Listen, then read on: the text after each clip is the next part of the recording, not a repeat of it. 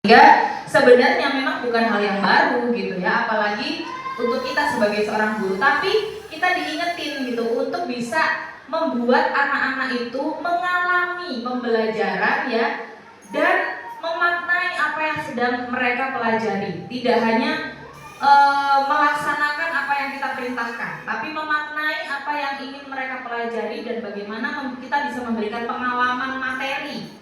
Jadi tidak hanya menyampaikan materi, tapi anak-anak mengalami materi itu, gitu. Nah, kemudian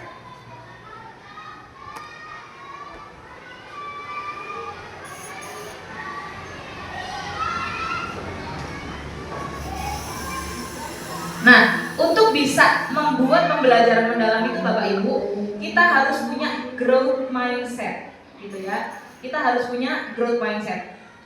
Kalau orang-orang ada dua tipe orang di dunia ini, yaitu growth mindset dan fixed mindset. Jadi kalau orang growth mindset itu pikirannya akan terbuka dan selalu ingin belajar, intinya begitu ya. Dia ingin terus-terusan belajar, dia mau menerima pendapat orang lain, mau mendengarkan gitu ya. Atau bahkan bisa jadi dia juga akan mencoba untuk bisa menerima segala tantangan gitu ya, tidak hanya diam di tempat. Dan harapannya guru-guru kita itu seperti itu gitu. Jadi yang mau bergerak, yang mau terus belajar. Karena kalau tidak akan pernah mencapai yang namanya pembelajaran mendalam tadi, atau bagaimana anak-anak biar bisa mendapatkan hal-hal yang memang mereka butuhkan. Karena apa? Nah, karena Bapak Ibu, growth mindset itu bahkan lebih penting daripada keterampilan kita ngajar. Lebih penting daripada keterampilan kita ngajar di kelas. Jadi orang itu harus punya growth mindset dulu, baru dia bisa punya keterampilan yang benar nantinya. Terus baru deh pikirin alatnya apa buat ngajar. Jadi yang pertama itu harus isi otak kita dulu gitu ya, isi otak kita, isi hati kita gitu. Baru kemudian gimana caranya ngajarin. Terus kemudian baru kita butuh alat apa aja, butuh media apa aja untuk bisa ngajar. Nah itu, sehingga nantinya harapannya dari pola pikir itu Bapak Ibu bisa menentukan tindakan yang akan dihasilkan ke depannya. Nah ini ya growth mindset sama fixed mindset. Ini apa namanya perbedaannya? Jreng. Jadi ketika ada ancaman, ketika ada tantangan, kalau orang yang fixed mindset gitu ya, nah ketika ada tantangan gitu ya, ketika orangnya pola pikir tetap atau fixed mindset, dia akan menghindari tantangan itu. Tapi kalau orang yang punya growth mindset, dia akan menerima dan do it gitu. Kalau misal orang yang ada obstacle-nya atau ada rintangannya gitu ya, dia menyerah. Halai, kok susah sih bikin gini-gini, menyerah sudah. Ya, tapi kalau orang yang growth mindset, dia akan terus bertahan. Oke, nggak apa-apa, coba besok lagi. Kalau misal emang nggak bisa gitu ya. Ini. Terus kalau ada dia harus harus ada suatu perjuangan gitu ya, ada effort. Dia bilang ngapain sih gitu ya. Itu orang yang punya fixed mindset. Tapi kalau yang growth mindset, dia merasa ada peluang di sana gitu ya. Termasuk ada kritikan dan lain sebagainya gitu ya. Orang growth mindset itu akan terus merasa haus gitu ya, haus akan informasi-informasi. Nah, biar ini makin melekat Bapak Ibu ya. Nah, silakan di situ ada yang namanya kotak-kotak, ada huruf, iya betul. Ada huruf-huruf, silakan Bapak Ibu temukan gitu ya. Temukan kata-kata yang termasuk mencerminkan orang-orang yang growth mindset. Temukan kata kunci yang termasuk growth mindset, atau saya berikan warna aja ya. Bertahan. Biar ini nanti karena ada fixed mindset dan growth mindset. Kasih warna yang berbeda aja Bu. Ambil warna yang berbeda. Satu orang dua warna yang berbeda.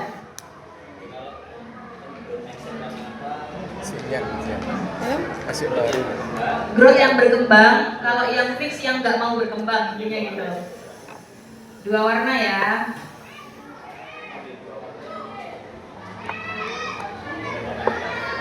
Tandai nanti yang saya growth mindset itu saya kasih warna kan beda-beda. Kalau misal Bu Tiwi, oh nanti yang growth mindset saya kasih warna biru, yang fixed mindset saya kasih warna pink gitu. Monggo silakan, saya berikan waktu 5 menit cari kata-katanya.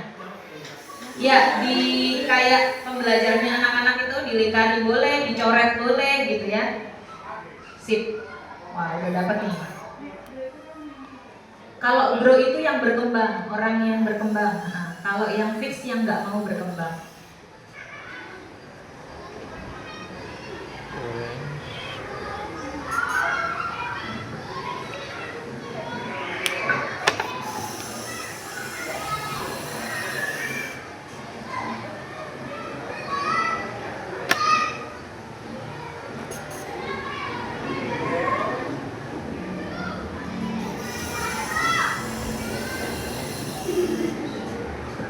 Awas jangan sampai keliru tanda ya.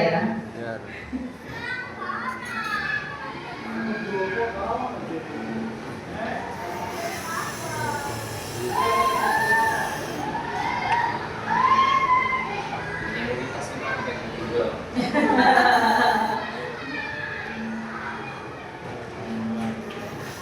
Bunur berapa? Satu. Satu. Temannya bapak berarti. Bapak ini guru kelas 1 juga. Wah, Cowok keren, ya? keren, keren.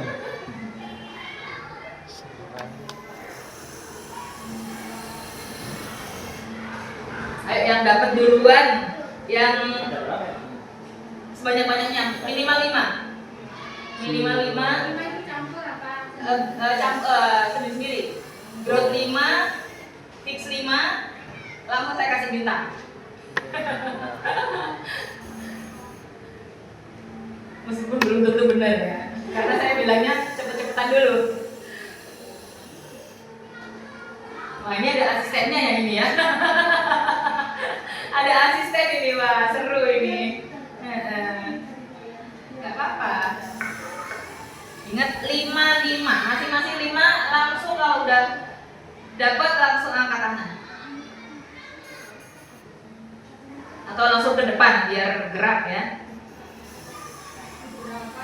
Wih, oke sini Bu. Oke, Waduh. wah ini dapat bintang. Tuh, kalah cepet, kalah cepet, kalah cepet, kalah cepet. Aduh.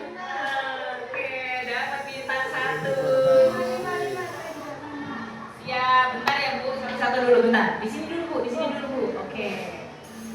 Sebentar. Oke. 3 orang, nggak apa-apa. Ayo 3 orang cepat. Ayo Bu, monggo Bu, 3 orang. Oke, nah sip. Sekarang Ibu juga dapat bintang. Dah, dapet. Baru 4. Ayo Pak. Ayo Pak, sudah dapat 5? 5 ya. Tuh 2, 3, 4, 5. Tuh 2, 3, 4 Pak. Oh, kurang Uji. 1 ya? Bentar ya Bu, tunggu 1 lagi ya. Apa kira? 1 lagi. Ayo, ayo. Ayo. Guru mundur, jangan kalah mundur. Ayo mundur. Sudah, Oh, sudah. sudah. Ini dulu. Pak siapa namanya? Pak Syahrul. Ini Pak, dapat bintang Pak. 1 Pak, bentar. Oke, sekarang dari Ibu Arista. Jenengan panggilannya Arista nih. Oh, Bu Rista. Bu Rista, sebutkan 2 dari growth mindset. Grow mindset, pola pikir bertumbuh kan ya, bertahan, kemudian informasi, positif, Oh, semuanya oke. serang, menerima. Serang. Iya. Jadi dia itu optimis sekali sehingga dia itu Oh, jadi serang. Iya. Wah, ini Apapun ya, itu ya. semangat Gitu ya. Oke, baik, tepuk tangan untuk Bu Rista. Saking growth mindsetnya. Oke, karena ada inisiatif sendiri kasih serang, saya kasih tambahan 1 lagi bintang ya. Oke, silakan kembali Ibu sekarang ke Bu Indah. Bu Indah, sebutkan 1 aja yang tidak disebutkan oleh Ibu Rista, yang termasuk growth mindset. Yang baik ya. Di sini dia mencari peluang lebih bagus lagi ini peluang. Peluang tadi belum ya, Bu ya? Peluang. Belum. Oke. Nah, kemudian positif. Positif juga belum. Oh sudah, berarti peluang tadi saya cuma ngasihnya 1 kok ya. Aman. Berarti ya lagi satu, Pak Syahrul. Sebutkan yang fixed mindset.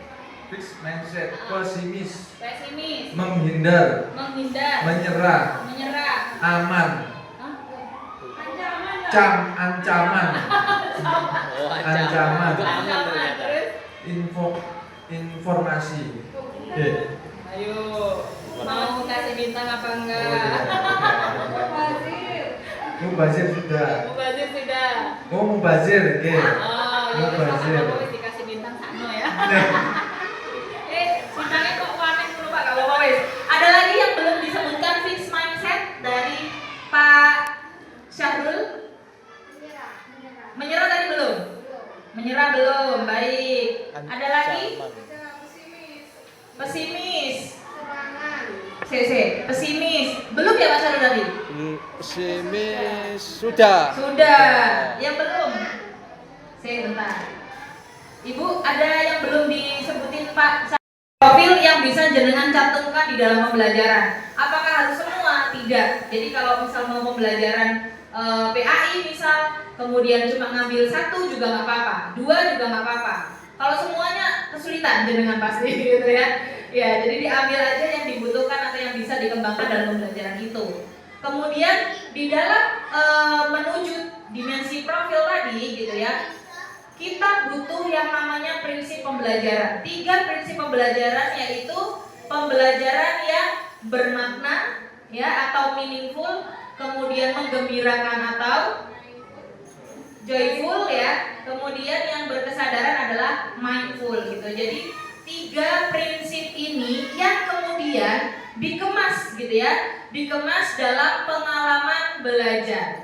Nah, pengalaman belajar yang dikemas itu ada 3 juga, yaitu bagian memahami, mengaplikasi dan juga merefleksi gitu. Nah, ketika kita sudah bikin yang namanya pengalaman belajar, kita butuh kerangka pembelajarannya seperti apa untuk bisa mengemas tadi gitu ya, mengemas pengalaman belajar. Jadi udah dikemas lagi gitu ya.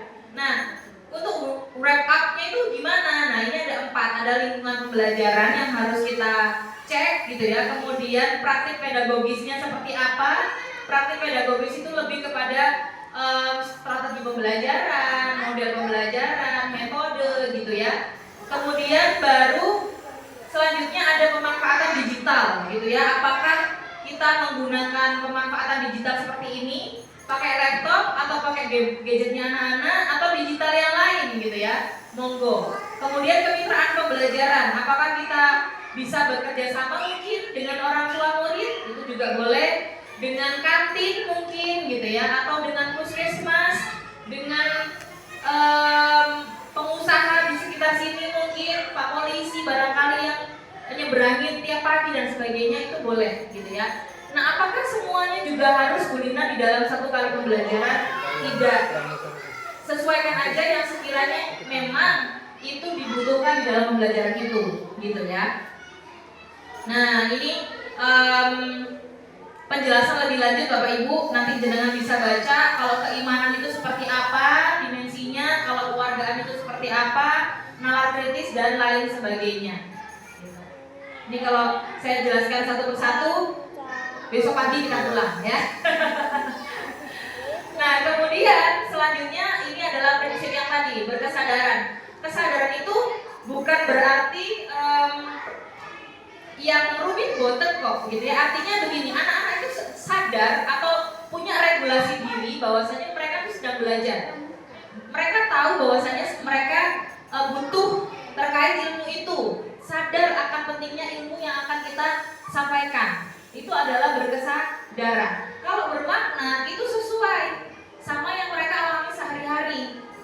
Misal nih, kalau misal jenengan mau ngajarin sistem ekonomi di pengen Rejo 1, padahal di sini mungkin pasar jauh kan ya.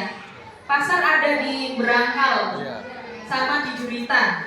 Kalau kita ngasih tahu masalah ekonominya pasar mungkin agak sulit buat mereka. Tapi coba yang di sekitar, di sini banyak pengusaha kalau nggak salah, sepatu ya. Nah, bapak saya sepatu juga ada di belakang. Nah itu jadi pengusaha diajak aja mungkin bisa ngajakin anak-anak ke tadi gitu, atau mendatangkan orangnya ke sini gitu. Disesuaikan sama konteksnya anak-anak. Atau permainan yang sering mereka lakukan setiap harinya itu juga kontekstual banget sesuai dengan yang mereka lakukan sehari-hari. Kemudian menggembirakan gitu ya. Aktivitas itu tidak itu aja.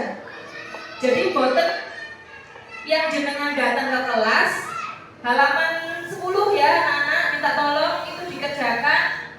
Ibu sedang ini ada rapat, nanti ditumpuk di mejanya ibu, boten gitu ya. Kalau sesekali memang kadang kita udah nggak ada waktu, boleh lah. Tapi minta tolong itu tidak terus dilakukan seperti itu. Tapi saya yakin di sini tidak ada yang seperti itu ya. Mudah-mudahan nanti semuanya itu ketika ke kelas mencoba memberikan aktivitas. Bahkan saya ketika datang ke sini, apakah jenengan duduk diam? Tidak. Saya mencoba untuk memberikan aktivitas, ngajakin jenengan bergerak secara fisik, ngajakin jenengan berpikir secara kritisnya gitu. Saya bikinkan worksheet juga gitu ya, agak effort ini ya. Bikin worksheet malam-malam gitu ya. Yang Tiwi dari kemarin pagi ya, Mbak ada yang perlu di print. Saya masih di Kalimantan. Saya kemarin masih di Kalimantan. Terus kemudian semalam jam 10-an baru bisa bikin ini. Terus Bapak, aku udah ngantuk banget, udah tidur saja. Tinggal sedikit soalnya gitu. Jadi langsung nggak usah diprintkan titik, udah tak printin sendiri saya. Jadi ada perjuangan Bapak Ibu. Begitupun juga nanti jenengan ketika ngajar di kelas, harapannya tidak monoton ya. Harapannya itu bisa. Waalaikumsalam, silakan Bapak. Ini pasti habis donor darah sepertinya ya. Tangannya ada ininya. Saya tuh nggak bisa donor darah Pak. Darah rendah soalnya. Dulu nggak bisa karena berat badan yang kurang. Sekarang nggak bisa karena ternyata tensinya rendah. Itu Bapak Ibu, jadi aktivitasnya itu harus bervariasi ya, diusahakan untuk bervariasi. Kalaupun tidak bisa berganti-ganti setiap hari, boleh kalau misal